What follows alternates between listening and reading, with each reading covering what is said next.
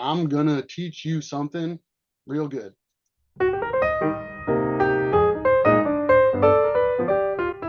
Instructional design, if you take that mentality, you could stand up to an empty room and teach that room all day long with no learning outcomes. You really wrote the shortest possible job description for all of those jobs that I had. It was professional apologizer. No. Yeah. And I got really good at it. People liked my apologies. Who did we have on the podcast today?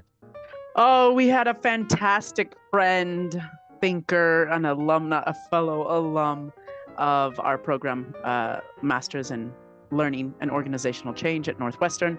His name is James Altman. And funny story about James. Yeah. We actually didn't just like meet him in person because he lives in New York, and well, you and I don't live in New York, right? He reached out to us after listening to one of the podcast episodes Fan and of the was like, pod. I love this. He's a fan of the pod. We love bringing fans of the pod on. Yes. So if you're a fan of the pod, Yeah, you should write us. absolutely. And come talk to us. Yeah, we want to talk to you. We want to learn from you. And we want to ask you some beautiful questions. Speaking of learning. Okay, so really quickly, James has 20 years of experience in learning and teaching technology, design, and he was kind of the first person to teach me, at least, about this concept of learning experience design. I mean, he works with an edtech company that actually works more in all different types of organizations. So they design and lead, and they also do the technology development of all of those learning experiences. Yeah, he's a great guy, and it's a great conversation, right, Tuli? Yeah, I totally agree. All right, let's do this again. So I hope you enjoy our conversation with the great James Altman. Yes. Take it away, James.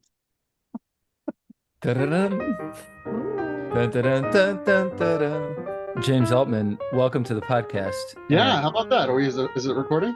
Yeah, we're doing this, and I wonder if maybe a good place for us to start is if you can pick any point in your life, and maybe if you could think of what it meant at that point for you to be great, and how you're thinking at this very moment. What is something you're thinking about wanting to be great in some way? Tuli, what a beautiful question. I've got to say. Beautiful question. Yeah, that's good. Well, I worked at Northwestern, which is the kind of the institution that brought us together, right? So I worked there, and I fell backwards into an IT career.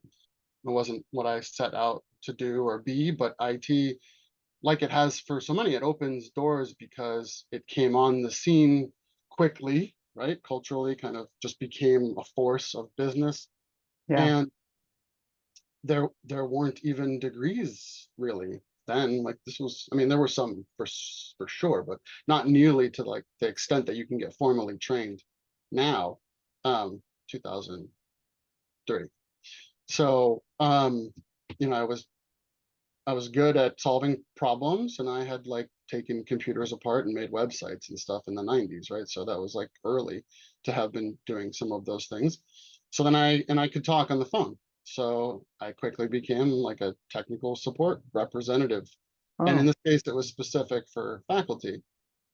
So I got that job, and then I saw my context. My context was I was at the bottom of a thing, and there were places to go, right? Managing that group and directing the department and then beyond.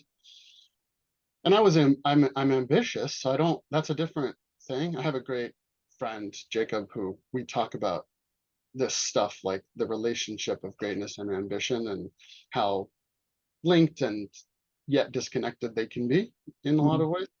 So I was ambitious. I wanted to like grow and learn and do things.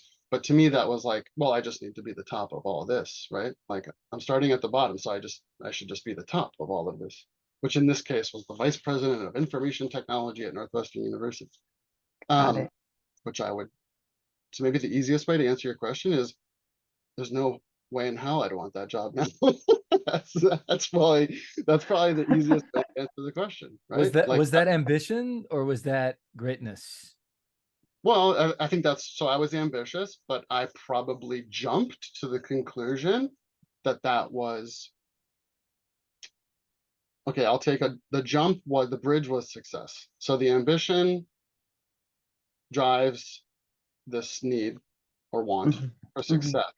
And therefore, if I got to that, maybe that would mean that I'm great.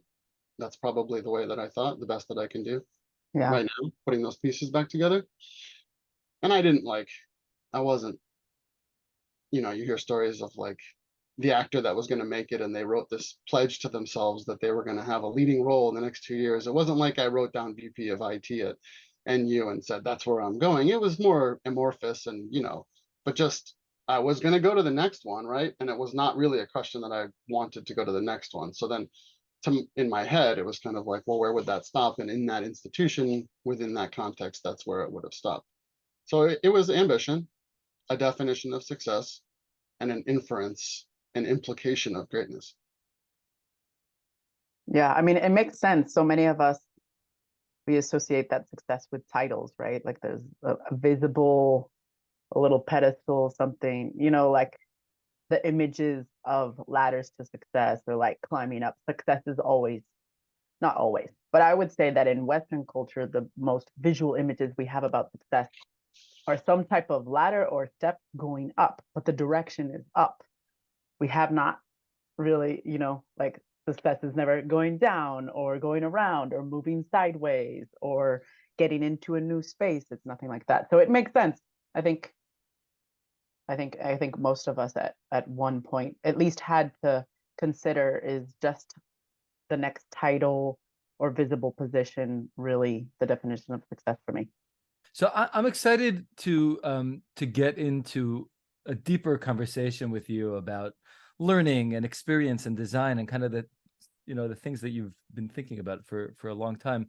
But maybe just to fill in a couple of gaps, if you can tell us and our audience kind of just what you're up to right now professionally, and maybe a little bit continuing the thread of how you got from an IT professional at Northwestern University to what it is that you're doing now. Yeah, well, I'll start with the latter part of that because I think it'll make sense to see where I am within, so for everyone to understand. So being good at talking on the phone and solving those problems meant I did do some of what I described, right? I did become the manager and director of teams that did that, not just at Northwestern, at other places to you. And the way I describe that in a very short experience, while I learned many, many things about technology and about people and systems, was that if you really wrote the shortest possible job description for all of those jobs that I had, it was professional apologizer. No. Yeah. Say more. Well, it's not that hard if you just think about the last time you called for support, technical support. And you may have gotten help, but you probably heard something like, I'm sorry that you're having trouble with this issue, which is what I said for years. And I got really good at it. People who liked my apologies. So that's why I say professional apology, because honestly, there is going to be a percentage of those calls. And at certain times, that percentage can be like most of the calls where the person answering the phone can do nothing about the issue that the person is calling about, right? Depending on what you're trying to fix or supporting or what the issues are. I didn't design this system or implement it. I'm answering the phone to solve the problem. So it was really the quality of the apology that got you somewhere.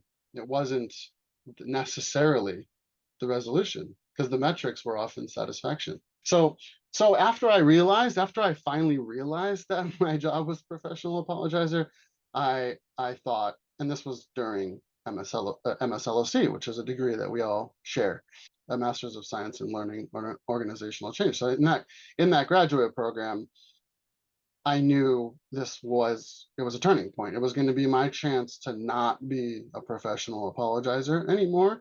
But I didn't know what it was. And one Wait, of the, yeah, sorry, just to clarify, how did you actually, okay, so you realized that I'm a professional apologizer, but then how did you actually decide to do MSLOC? Like what attracted you to that particular program or line of study?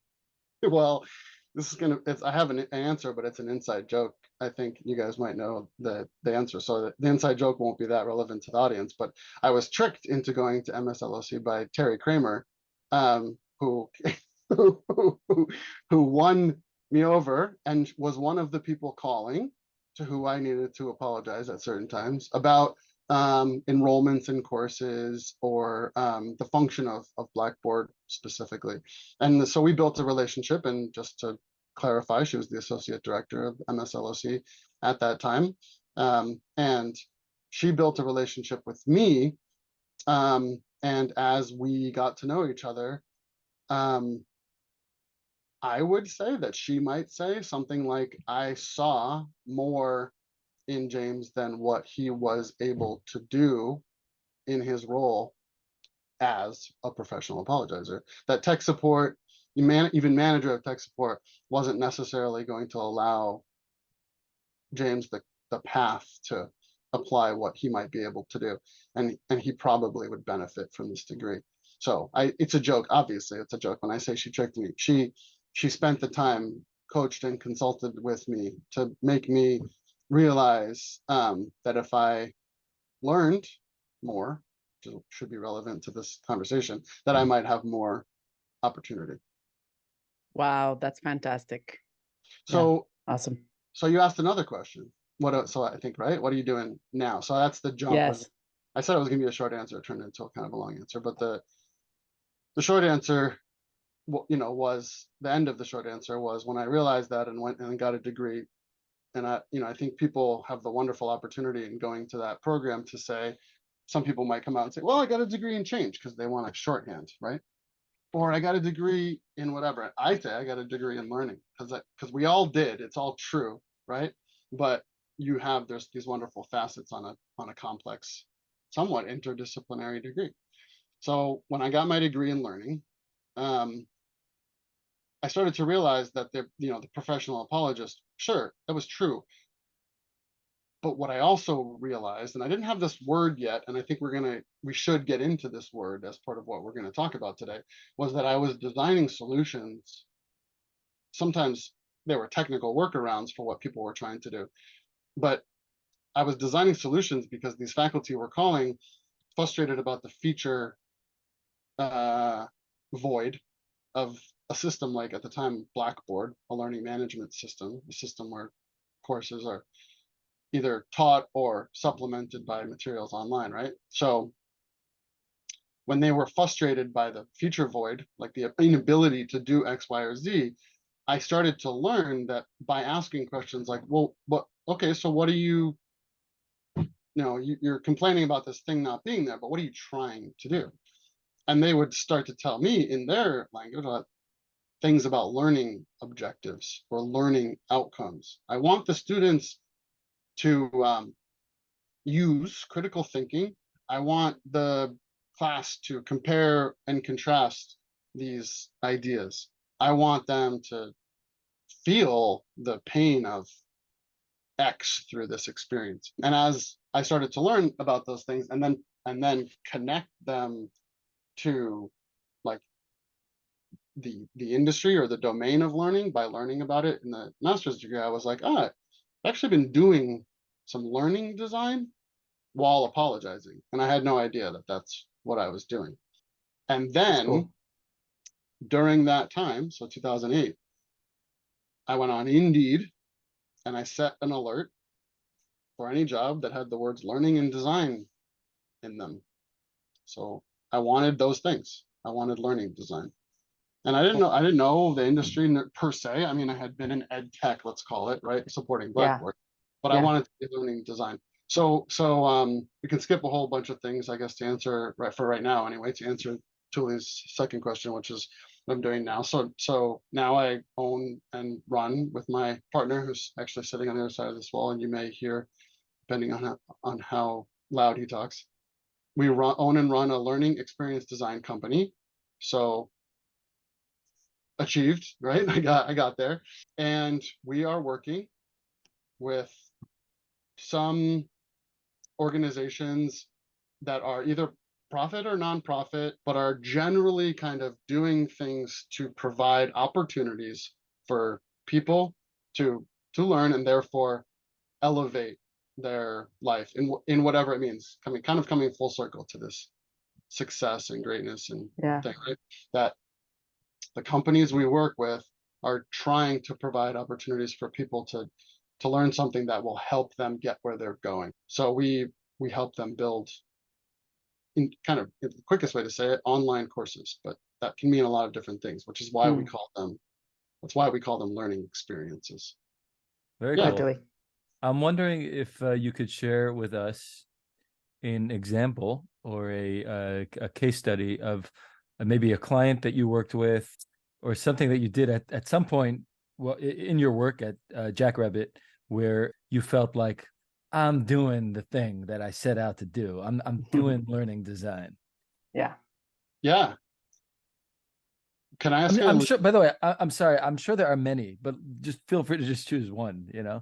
Well, you did it. That was a great qualifier, because I've built learning experience where I was like, well, I built a learning experience.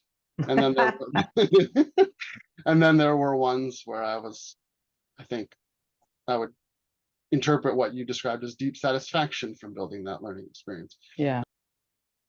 In March 2020, this whole global pandemic thing came down.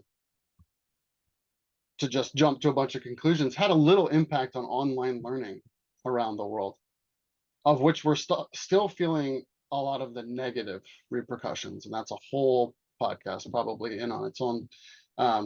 But we're also now starting to realize more of the benefits, I think.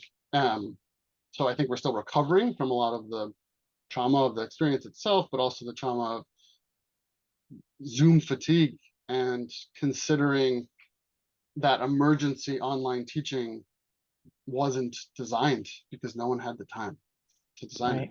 You had to do that tomorrow. So anyway, what happened with a global medical device provider that we work with, they realized that day, like we all did, that they couldn't meet with their patients in person. And that is the way that they had trained their patients on how to use their insulin pump for a few decades. They met with them regionally with something like thousands of trainers that would be deployed upon prescription to meet with the patient, maybe in the doctor's office, maybe at a Starbucks, and show them the device, walk through what is called an IFU, instructions for use. It's like an FDA term that you have to have for medical devices, and also I think for medications. Not an expert at all, but I know this IFU thing. So the IFU, it's obvious, right? Instructions for use, but it's not a training manual. It's a regulated document that makes sure that the critical components are listed, but people come to learning experiences with different perspectives, and it doesn't modify, or it doesn't adapt itself to the needs of a person maybe that doesn't actually read the languages that the IFU was printed in, for example. So the trainer was providing the learning experience. They were adapting to the needs of the patient, and they were physically showing them all the things that they needed to do. And it was very, very common that that patient would show up with this medical device in its box, taped as delivered, and the trainer would open the box. And they came to us a little after March, because they had to kind of just figure out what they were going to do, which was basically Zoom sessions, sometimes hundreds of Zoom sessions a day with these patients, saying, no, like, hold it up here, and all the emergency things that everybody was trying to do. And then more like May, they came to us through a referral and said, we've made it this far. We're not going to fail now. We know that. But man, like, this can't be the way we're going to do it, right? And we were like, no, it's probably not going to, it's probably not the way you're going to do it. Let's talk about the ways you could do it. What learning platform do you use to distribute materials now? And it wasn't exactly this answer, but it was more like, what's a learning platform, right? Right. So we had our work cut out for us, and maybe I'll just fast forward for sake of time. We worked with them for the last several years to develop from scratch a fully self-paced yet trainer supported when needed set of materials that would adapt to the user, the needs of the user, the knowledge of the user, the goals of the user, so that they could begin to use a life-changing device. It delivers insulin to diabetics. Did I say that? Yeah. It's an insulin pump. So generally, these people are coming from either a brand new life-changing chronic diagnosis, which obviously is a big freaking deal, or they have already had the diagnosis and they do something like multiple daily injections, which is how often people will start managing diabetes. And this company had developed really kind of groundbreaking technology that would eliminate a lot of the complexities of wearing an insulin pump. So we worked with them for the last 2 years to help them get a platform, configure and install the platform, design the multiple learning paths, because a pump is the core hardware, but it has many ancillary accessories and functions, various tubes and tube types and sensors that connect to it, and multiple types of sensors and phone apps that are used to monitor it. So there was a lot of learning to unfold and recreate in the process. So that is now finally just this summer being released along with that product, and it's very successful. It has eliminated a lot of the need to run to where patients are. It's allowed patients to do it within their context. It's allowed them to practice and self-assess. It's taken a lot of questions out, and it will eventually probably maybe be used by over 1 million people. So Wow. yeah, really satisfying. It's hard to say that that's not satisfying. Now, you said the research shows how much more women talk about who got them where they're going. I did so little on what I just described. But you must have done something. I got some things going. But there is a giant team of people. Yeah. I mean, it flexed to 24 people at times. Yeah. That worked, across. That's Jackrabbit. And then if you add our clients' people, I mean, the number of people, several dozen people working tirelessly to meet the needs of the patients in the end. So I really do want to make that highly satisfying. But they did it. That's a great story. I have some questions about like the actual design and how I'd love to dig into that. So for any of our listeners that are like in the learning and development world, or perhaps if you're not, you've heard the term of instructional design. And James, I don't remember exactly when, but in one conversation, you actually taught, it might have been both of us, Tuli, you taught us that instructional design actually comes from the military. Could you tell us a little bit more about like, why is what you're doing learning experience design, right? Learning design and not instructional, right? And not instructional design. Like, what's the difference? How do you, even from a high level, like how did you approach working with this client differently than you would if you were kind of doing traditional instructional design, which has been around in L&D for so long, right? Yeah, you can kind of just grasp, if you just take the words, right? Instructional design. And instruction is like, I'm gonna teach you, right? I'm gonna teach you something real good. And what the comic that I think of, it might be like Family Circle. And And it's this little kid and a little dog, and he's talking to his friend, and he's saying to his friend, did you know I taught my dog to whistle? And then like a beat, and the friend is looking at the dog, and the friend goes, I thought you said you taught him to whistle. And the kid says, I didn't say he learned, I said I taught him, right? So like the dog didn't know how to whistle because he never learned how to whistle, but he taught him how to whistle because he whistled at him for a while, right? So instructional design, like if you take that mentality, right, like teaching design, you could stand up to an empty room and teach that room all day long with no learning outcomes. Okay, anyways, keep going. Keep going. It's a good one, Good right? Because like Yeah, we use good. these words all the time, and it's a fun way to like, you know, unpack those words. So you take instructional design in that context, and you designed something to teach them, but did they learn it? So many instructional designers will say, of course, I always start with the learning objectives, right? I start with what the learner should know. That's like a foundational part of instructional design. Fair. But words matter, right? In terms of terminology, it's been used because it's been used or whatever, right? It's been used for whatever the forces are that make these things popular terms within the industry. But let's move on. Like it's not the right one.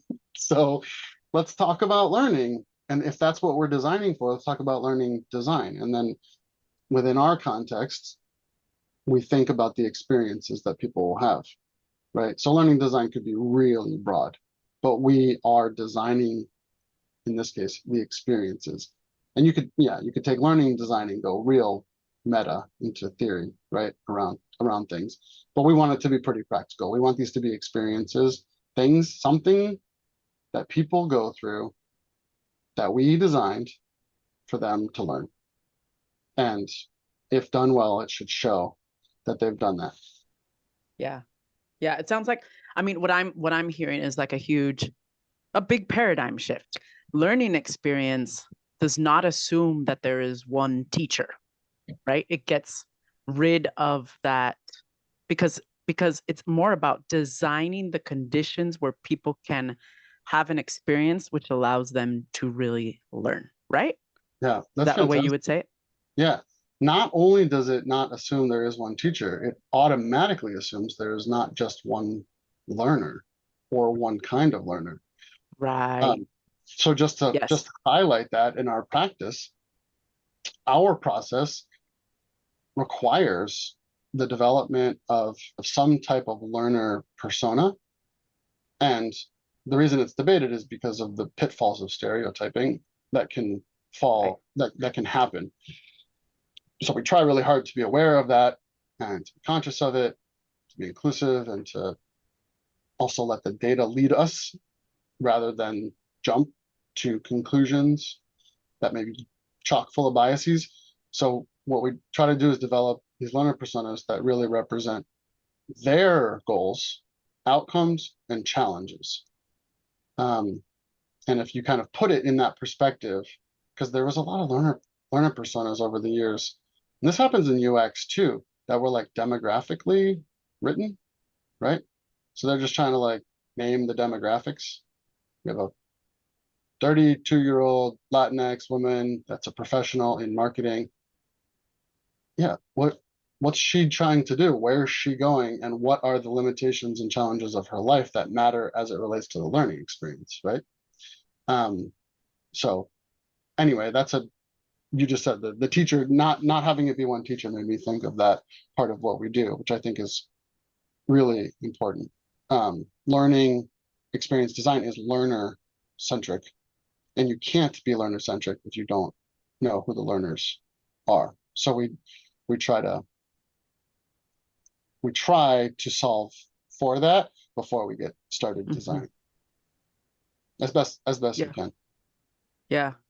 Yeah, I think that's really interesting because the mindset shift there is that you really have to think in all of the different, like the whole bigger picture of the system. It's not just like, okay, learners need to figure out how to do X activity. And so the instruction, right? Like kind of, actually, I guess your example with this particular client, going back to your kind of case study, there were particular things that they had to do, right? Learn how to use the, what is it called? I'm sorry, the actual instrument, Insulin the pump. insulin pump. Thank you. Thank you. So like learn how to do this. And from an instructional design, then you just, you look at those instructions and then that learning outcome. But within learning experience, I think it's really interesting because I've more than a learning experience, I think you're the first person who's really introduced me to that kind of concept. I really like it. But I've thought before a lot about facilitation. And this is kind of like pre-COVID, right? And facilitating, and what do you actually do when you're facilitating? And I'm talking really in person, where tech is only one little player or tool in that, but it's not the platform. So I'm talking, so when you talk about facilitation, right? Like what really is the role of a facilitator if it's not, we're getting away from like the teacher and the students, like those older paradigms.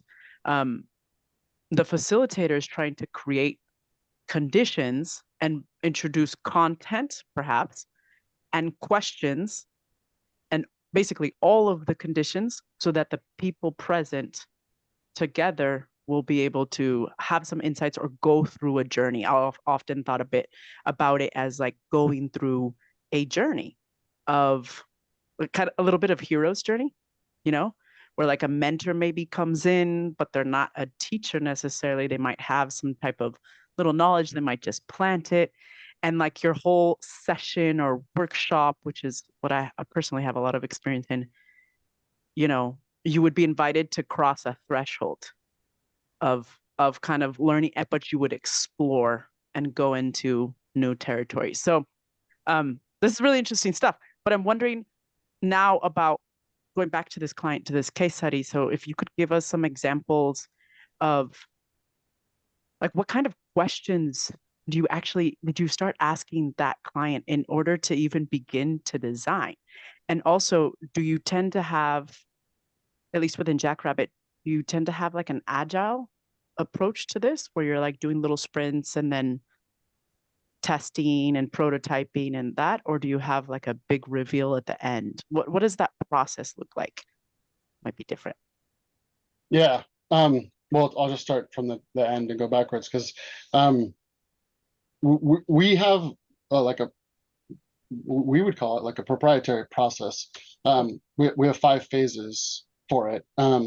So just to answer that one part of it, one of those phases is prototyping.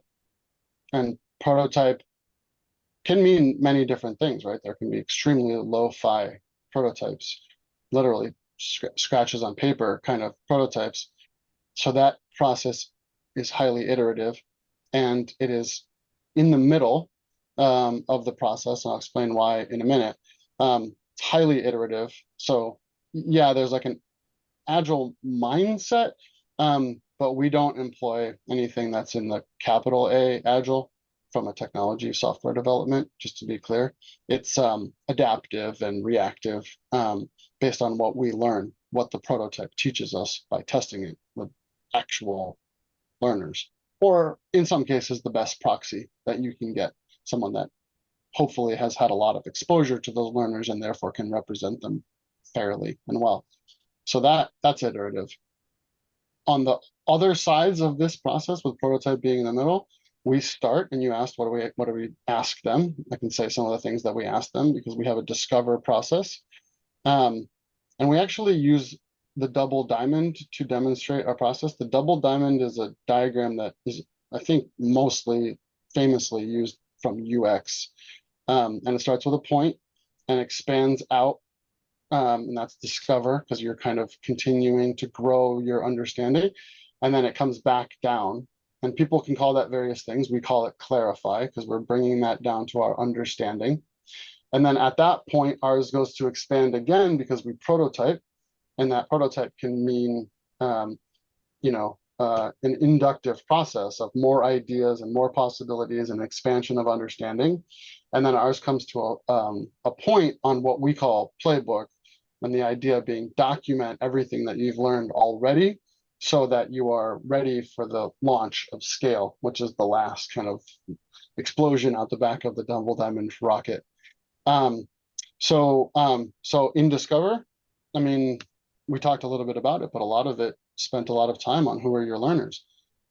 In this case, the learners can be, for certain versions, very young, but 4, I want to say, or 5. If they're diagnosed with Oh, wow. diabetes type 1, and then like 100 on the other end, right? Or Wow. more, however long a person lives, they could have it, right? So kind of runs the gamut. Every life situation, every challenge, every opportunity. But you do get some things that then provide some clarity in the discovery process. Like they might not even quite understand how much easier their diabetes management will become. But if they did, that would become an inherent goal, right? They would say that that's a goal of my learning process, is to understand how my life could be, my life could be easier through the simplification of my diabetes management. Not guessing at how much insulin I need to provide, but knowing, because I have a sensor that's telling me and a pump that's delivering it. So we asked a lot of those questions. In this case, there was also, if I just go through some of the other ones, the business goal, they needed to sell millions of these pumps, right? They made them, they designed them and built them, and that was an organizational goal. They needed to be able to do that. It's relevant to the ability to do that at scale. There were organizational changes, reorgs and mergers that were relevant in terms of the way that this might need to be adopted or rolled out.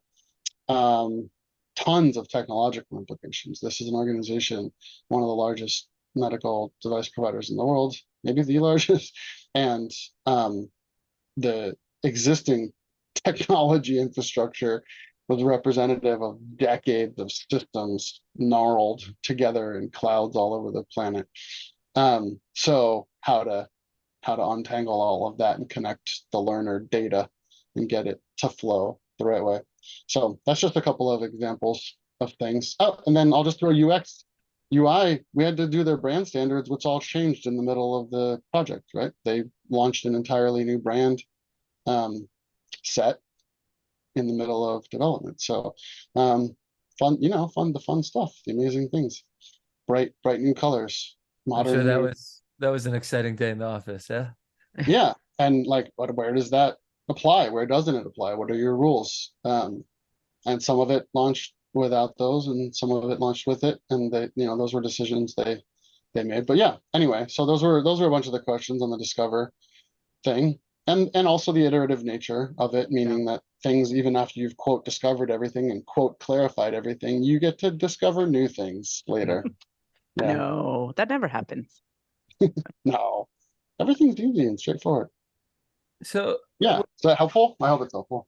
Yes, I hope so, and I hope that all of our listeners are shaking their heads. Yes. So, what's that? Me too, desperately. Yeah, they are. definitely. It's without question. So when I think of designing learning in any way, I still, as a recovering teacher and as someone who cares deeply about education, I think about the classroom a lot. And I think you also have a child that is school age, and I don't expect you to have I just kind of as a fun short question, but a very, very important one. What are some things you might do to redesign our education system here in America? We'll start with just America. Just America. That question. Wow. Yeah, that's a super. I mean, you got any other softballs, Tuli? Yeah.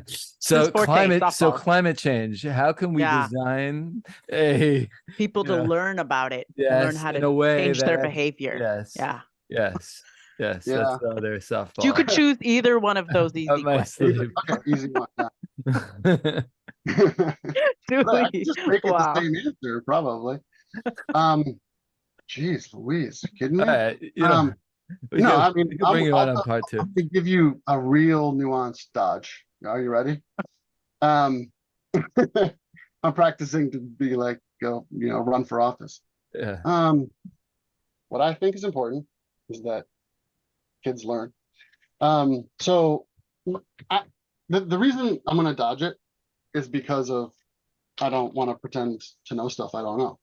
And I have one kid, she's 8, and I have had to learn, and I say this really honestly, I've had to learn and look and research and understand the development of that person at every month-ish, because child development is a thing, right, that we have sought to understand, reinterpret, reapply current and cultural things too. Sometimes based on our own wants and needs as adults. And I'm not going to mess with that. It's fraught. And I am not an expert in child development. I just said I had to learn everything. I'm still like, okay, so right now I'm like 8-year-old. What can I learn about how the world understands what an 8-year-old can do, should do, might be striving for, might be wanting, because we do have kind of models of it, but they're models, and every model is useful and every model is wrong, right? That's like a famous quote somebody made at some point. We have models of understanding it, but they're all wrong because they can't be perfect because they're models. So I would want those to inform if I was going to try to answer that question, but we, and I more specifically, focus on adult learning. Adults got a lot more in common and have a lot less change, right? You've reached this brain plateau, and you can do amazing things in terms of transformation and create new opportunities and think about things in new ways and bend your mind. But the development is not going to change at that point, right? You have at least one freaking factor that you can kind of rely on, as opposed to what might be right for X child at X time in X development country. So I just but you kind of did answer the question, right? Because as I understand your answer, how would I design it? And I said I wouldn't. but maybe you wouldn't be the designer. But your point is that teachers or designers of curriculum or educators should do their best to be experts and focus on their learners, on who their learners are, what stage of learning they're in, and make sure that they are, going back to the way Alma, the way you put it before, make sure that they're creating the conditions whereby those learners are most likely to learn. And I also kind of I picked up on one other thing that you just said, ultimately children and really all learners, what we really should care about, I think, and I'm willing to be wrong about this, but is just that they learn, period. Not that they learn the wrong things, the right things, but it's more like that they learn, that they develop, that they learn new ways of thinking, new ways of problem solving, new skills, and creating the conditions for that is really, really important. So as opposed to thinking, oh, children at this age must know how to do X type of math problem and write, an essay of X length and stuff like that. That's very different than, I think, the designing user experience, designing learning experience that you've been talking about. Yeah, well, that's a beautiful, and it's a wonderful way to think about the levels of agency every human might have, right? Can you at 4 say to the learner, the cute little learner that they are, what are your goals here, right? To some degree, you might get something, and that will only kind of increase. But the agency there is a really interesting topic, because it's not this system that you're talking about, right? That says, no, I'll tell you what your freaking goals are, right? You're gonna know your letters this year. You're gonna say them all. You're gonna say them in order. And you're gonna do a cute little song about it at the end of the year, right?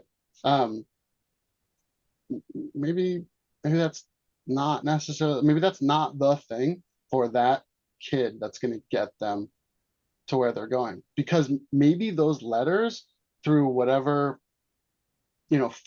possible form of dyslexia, is useless, right?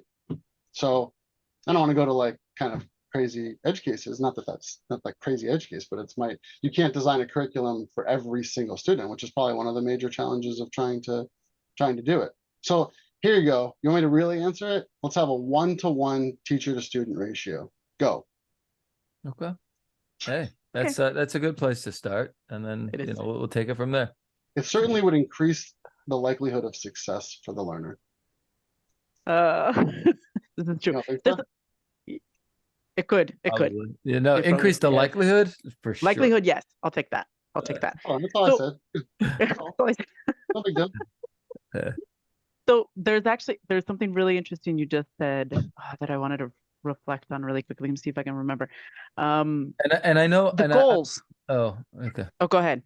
No, I was only just gonna say I'm so sorry to interrupt you, Alma. I know that we're like basically out of time, so I just want to be mindful of that. And James, obviously, if you have to go, we'll pick this up on the part 2. Or if you have a couple more minutes, we could go a couple more minutes up to. Yeah, how are you on time? How you doing? Yeah, well, I got 10 minutes. 10 minutes? Okay, very good. We'll take So- them, I'll take, yes. They're gold. or some of them. Yeah, whatever. Yeah, No, I'll take all 10. all 10. Okay, I gotta go in 5. No, Okay. That's okay. I can stay. I know. So the goals thing, like learning goals. I think this is really interesting. I was thinking about my sister taught me something really funny. She has a 2.5-year-old. I'm not a mother, so I'm the odd one out here. I do not have children, but I have this little nephew and a 2-year-old, right? Males. That's an interesting time for them. And one of the things she told me, she was like, yeah, basically, I'm able to be really patient with him because a friend of mine who also had a 2-year-old was like, you know what? Teaching a little kid, this might be controversial, by the way, teaching a little kid, like they're kind of a lot of the basic little life skills that they need to have at that age. It's kind of like just think that they're like a caveman or cavewoman. I was like, whoa, that sounds rough, Serena. And she goes, no. It's more about, for me as a parent, like the patience that I don't have expectations that I correct them once and they're going to be able to do it, right? Like because of where their brain is at in development and all of that. So then you brought up this idea of like how to, you can't a 4-year-old and ask them about their learning goals. But I also think about adults. So going back to like organizational learning and everything, and how the system might say, okay, we have this strategy. We need to sell, 10 million insulin pumps or whatever it might be. And maybe senior leadership has an idea of like, these are the skills that our internal employees, for example, or our external customers or clients need to learn, but that's still someone else kind of making the decision for them. So I just think this throws in a bit of like extra complexity, because sometimes the learner, me as an adult, sometimes I don't have goals. I don't even know what I need to know. I don't know everything that I want to learn. Sometimes I am completely surprised by the things that I learn, and like always having to have goals. I know that in organizations, and especially in the corporate world, if you're in this type of role, like you need to have some goals. There's like learning goals, but sometimes is it valid to also be surprised by learning, to also need the things that you can't even articulate to be a better professional or a better human? And yeah, although that's one thought. And then at one point in a prior conversation, James, you brought up transformational learning. Yeah. And I heard a quote. I'd love your reaction on this. So like the goals idea, but then there's this quote about deep learning is always transformational. I heard this from a neuroscientist at a big conference. Deep learning is always transformational. What do you think of that? And how do you tackle this? Where does transformational learning lie in all of your approach to learning experience design? Yeah, those are great. Those are really beautiful questions. So the being surprised by goals is like I think a wonderful boundary of my profession. And what I mean by that is, I describe the way we might prototype and iterate. And while the process can be iterative, and while you can design right now a certain amount of adaptability, and some people might call it some things like personalization of learning, there's limits to that. I mean, we're researching AI quite a bit, and I just started another topic for an entire other podcast, but we're researching AI because its implications for learning for our industry is just relatively monumental. I think it is for several and many industries, but ours we are trying to understand these implications, as are many people. One of the things is that it may provide, I'd bet something on it, a peanut butter sandwich, that's going to provide more opportunities for personalization, for adaptability in having trained AI models help learners of specific kinds, fraught with so many problems, but it might do that. Like I said, I bet a minimal amount. So, so you said, what if you don't know? Where's the surprise that you might find out? And I say it's a boundary because you can't plan for every contingency in our technology mediated learning experience design process. So you got to have a good understanding of where you think people might go, where they're coming from, and where you think you want them to go. You can provide some interaction, peer support, mentoring, right, through technology mediated stuff. Like, hey, are you completely confused? There's going to be an office hours at 12 p.m. Eastern on Friday. Please come so we can discuss. So, but that's the human intervention, right? And people may be surprised, but I would call it a boundary because it's a limitation of kind of where we are. And I think that dovetails nicely to transformation, which is personal. When you say deep learning, I can't help but imagine that, I'd be interested, like any researcher, you can use a word, but then define it the way you're defining it within your research, right? So deep learning, what is that in this context? But I'll go with probably a reasonable guess that it's personal, meaning it is deep, feels deep, and is transformational because it's something that kind of, whatever you might say, rocks your core of your understanding, which is fascinating. I did a little book group in the spring on a guy that did a lot of research and has written a lot about it, Jack Mesereau. And we read a book together about his theories of transformational learning. It's a bit of a seminal piece that I had never read, but I had known about and definitely read a lot of things that cited. And when I started on that journey, I thought, how do I get these transformational practices more into what we're doing? And it's not that I changed my mind on it in terms of being surprised about goals, just that kind of deep learning as a transformation probably just shouldn't be something, right? Like, can we wake up every day and question our being, ourself, like our existence and our interpretation of the world? I think that is a pinnacle of learning. And if you did some kind of pyramid of the way that you break down time, you might just need, I think we probably just need the commute, right? There's a really great analogy. I think somebody did write about it or use it, but like, you don't even know where you're driving when you're commuting to the place that you've driven to every day, right? Because like, you can think about almost anything else. The commute has become this subconscious operation. And you don't think about where you go right or left or what exit you get off on the highway, and you've probably mostly worked on either a problem at home or a problem at work that you've been thinking about that whole time. And I think you need that base level, and then you get some opportunities to be like, oh, okay, I got some new vocab. Like I know what Addy is now, right? And there's a new next level. And as you go up the level, then you have this like, oh my God, I am now understanding that my view of the world has been distorted, polluted, controlled by blah, blah, blah, blah, blah. And I now see the world from this other perspective. And man, if you had to do that every day, just like take a nap, like that's just too much, right? Like you'd be exhausted. Yeah. So how do you move towards it?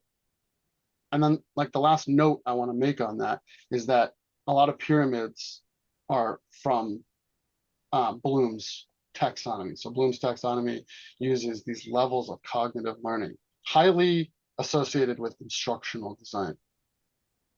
It's fine. It's not like wrong, but it is cognitive learning. And I believe we should be more open to other types of learning. I have learned through therapy and parents and friends how to feel like experience my emotions differently. That's learning. I don't think you can put that on Bloom's. It's not going to work in a cognitive level. It is it's a highly emotional and complex understanding of my reaction to the world and what a trigger might be. And I don't think that's the thing you're going to put into, Bloom's is highly like these analyze, understand, kind of very straightforward, what we call kind of traditional learning verbs. Yeah. And there's a really great one called that Fink wrote another taxonomy, D-Fink, and it's called significant learning. And it is societal, emotional, cognitive in a much more comprehensive. And I love it. I love the Fink. So I highly recommend that for anybody that's looking at expanding their understanding of learning experience design. Wow. Right. Well, thanks for all your time, James. I know that there's still a whole lot more to cover, but hopefully in a part 2 or 3 or 4, we'd love to cover that more. We ask all of our participants kind of one final question. Is that okay with you? Yep. Go for it, Alma. All right. James Altman, what have you been curious about lately? Anything. Personal, professional, anything. Not professional. It's going to be a total tangent. We didn't go on too many tangents today. We talked about the idea of tangents. So here's the tangent I'll leave you with. I'm about to leave right now. The reason why I didn't have a lot more time is because we have to go crabbing while it's still close to high tide. Okay. Yeah. And every summer, I catch a lot of crabs out here on Long Island. We eat them. We ate crabs last night. And depending on what we catch, we might have them today or tomorrow. And I don't like to just go and catch them, but I'm a little bit obsessed with the crab as an animal. So that's what I'm curious about. I have been learning about its life cycle. And I'll just leave you with one thing I learned through this curiosity is that at one point, very early on in their life cycle, they look like tiny transparent lobsters before they turn into, these are specifically blue claw crabs. Wow. So, Thank you for sharing. That's see, so I didn't know I needed to learn that, but now I'm really glad I learned that. Yeah, bring that up. So cool. All right, good luck. Hey, I hope you catch a bunch of them. We're catching them. Don't worry about it. I know where to go and I got the bait. Amazing. All right, enjoy. Thank you so much, James. Thanks, James. This was amazing. Thank you. Take care. Thanks for your time, your knowledge, your wisdom, all the good stuff. Thank you. Thank you. Bye, guys. Bye.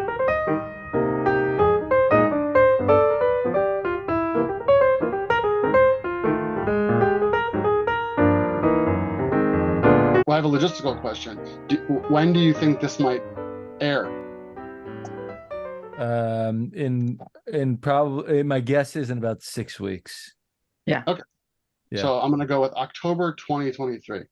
What do you think? Yeah. Is that right? Does that make sense to you, Alma? Yeah. Because we have 2 in the docket. Yeah. So yeah. The reason I ask is because I would love to talk about one, but I can't unless this would air later. We could wait if it's really good. We could wait like how much later?